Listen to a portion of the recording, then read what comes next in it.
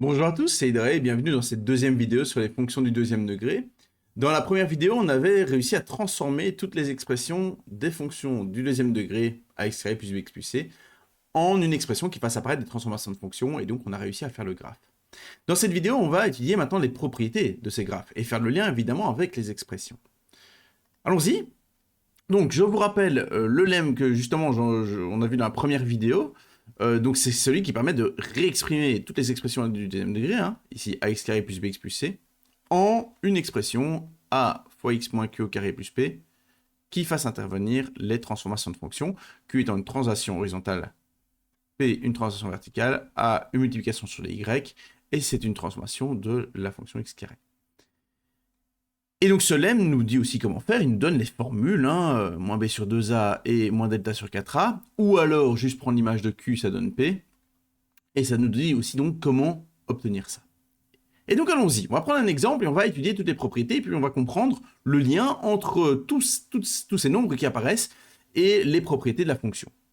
Donc allons-y, on va prendre comme exemple la fonction f de x égale 2x carré plus 12x plus 14. Première étape, c'est donc de faire le graphe. Et donc, on va retransformer ça grâce au lemme. Donc, on va calculer Q, calculer P et faire la transformation. On va calculer Q d'abord. Q, c'est moins B sur 2A. Donc, moins 12 sur 2 fois 2, moins 12 sur 4, ça fait donc moins 3. Pour calculer P, on a deux choix. Soit on utilise la formule, ici, soit on prend juste l'image de Q. Ici, vu que moins 3 est assez gentil et que les nombres ne sont pas trop grands, quand même un petit peu, mais pas trop, je vais prendre juste l'image de Q.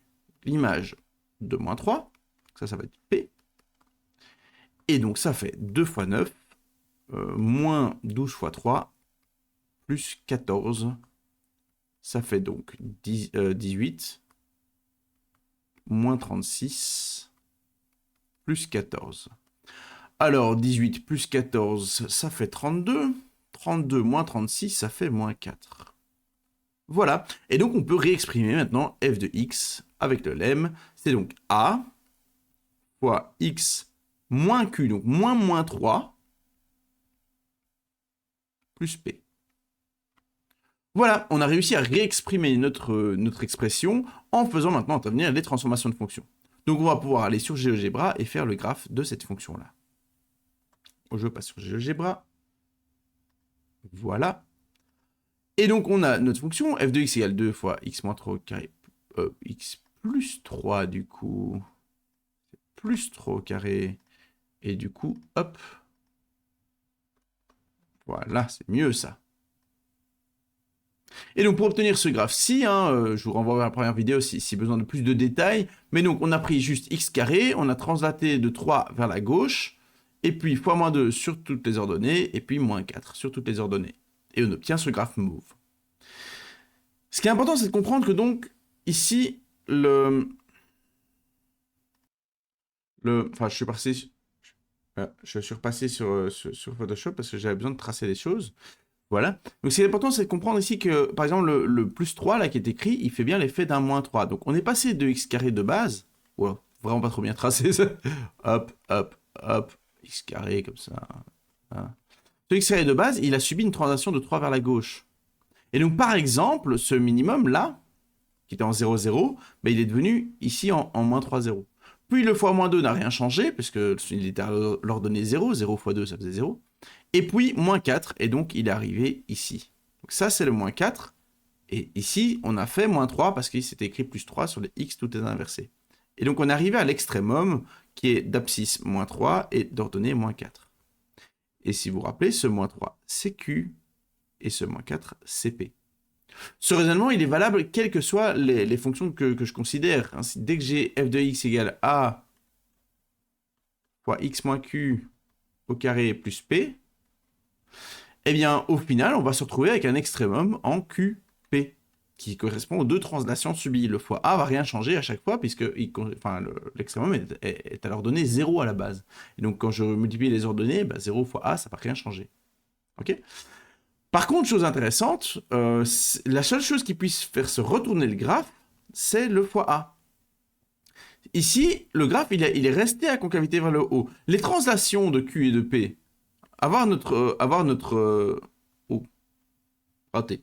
Avoir notre parabole qui s'est translatée ici de 3 à gauche et puis de 4 vers le bas, c'est pas ça qui va la faire se retourner. La seule possibilité pour que la parabole se retourne et se retrouve avec une concavité vers le bas, c'est qu'on est multiplié par un A négatif.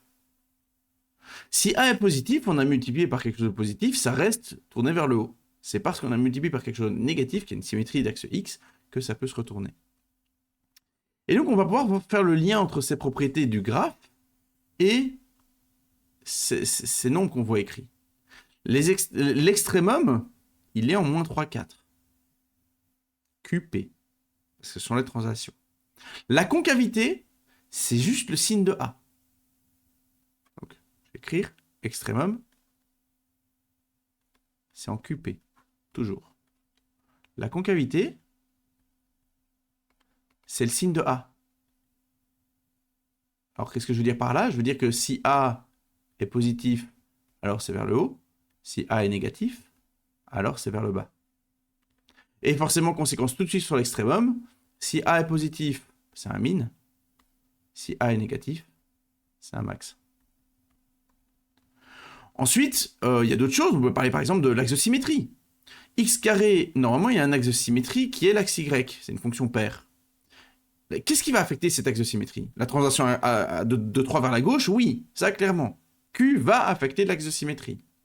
Par contre, x2 ou fois même un nombre négatif ou quoi, ça va rien changer, c'est une droite verticale. Si vous prenez tous les nombres que vous faites x2, vous avez toujours tous les nombres. Donc l'axe de symétrie ne va pas changer avec le x2. Avec le moins 4, c'est une translation vers le bas de 4 unités, bah, une droite verticale, vous la translatez vers le bas de 4 unités, bah, elle ne change pas, elle est infinie. Hein. Donc l'axe de symétrie, la seule chose qui va affecter l'axe de symétrie, c'est Q. Et donc il va toujours être d'équation x égale Q. Petite précision, le Q c'était moins 3, et donc le Q correspond bien à la translation subie. Hein. Le plus 3 induit bien une translation de moins 3, c'est-à-dire de 3 vers la gauche. Et donc x égale Q, ça marche juste bien. C'est pour ça qu'on a pris le moins dans le lemme, si vous voulez les détails. C'est justement pour avoir ici que ce soit simplifié. Qu'est-ce qu'on a d'autre comme propriété? On a la croissance. Bah, la croissance, une fois qu'on connaît la concavité de la parabole, l'axe de symétrie, l'extrémum, bah, c'est évident. Il suffit de voir le signe de A. Soit ça descend et puis ça monte, si la parabole est comme ça, soit ça monte puis ça descend, si la parabole est comme ça. Et ça va jusqu'à l'extrémum, dont l'abscisse est l'axe de symétrie. Donc, il n'y a plus qu'à écrire ça bien. Voilà. Donc, elle est strictement croissante. Donc, ça, là, on est dans le cas où A est positif. Strictement croissante sur moins l'infini jusqu'à l'extrémum, c'est-à-dire l'abscisse Q. Puis strictement décroissante.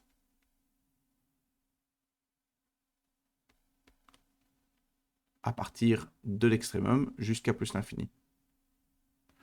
Et si A est négatif, bah c'est l'autre sens. Si A est négatif, elle est comme ça. Enfin, arrondi. Hein. Mais donc elle est d'abord strictement décroissante. Sur moins l'infini jusqu'à Q. Compris. Et strictement croissante